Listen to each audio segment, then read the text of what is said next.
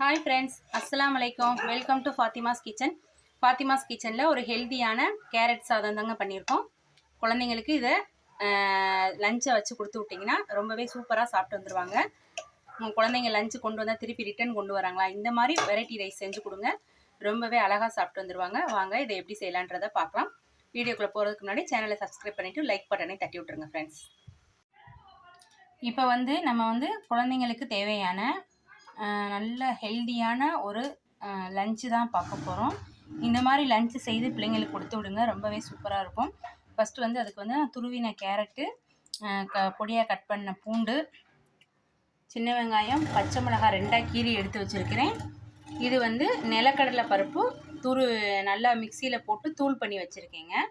ஒரு கடாயில் நல்ல எண்ணெய் ஊற்றி, எண்ணெய் நல்லா சூடானதும் கடுகு போட்டுக்கலாங்க.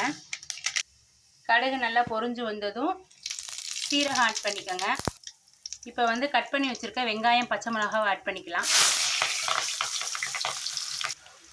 வெங்காயம் கண்ணாடி பதம் வந்ததுக்கப்புறம் நம்ம துருவின கேரட்டு, பொடியாக கட் பண்ண பூண்டு எல்லாத்தையுமே சேர்த்துக்கலாங்க. சேர்த்து நல்லா எண்ணெயிலே நல்லா வதக்கிடலாம். நல்லா கிளறி விட்டுட்டு தண்ணி ஊற்ற தேவையில்லைங்க. அப்படியே ஒரு 10 நிமிஷம், ஒரு 5 நிமிஷம் மூடி போட்டு வேக விட்டோம்னா கேரட் நல்லா வெந்துடும். 5 மினிட்ஸ் ஆயிடுச்சுங்க. இப்போ கேரட் நல்லா வெந்துருச்சு. இப்போ இதுக்கு தேவையான அளவு உப்பு சேர்த்துக்கலாம். காய்க்கு தக்கன மாதிரி உப்பு சேர்த்துக்கலாங்க. போதும், இந்த அளவு போதும். நல்லா கிளறி விட்டுறலாம்.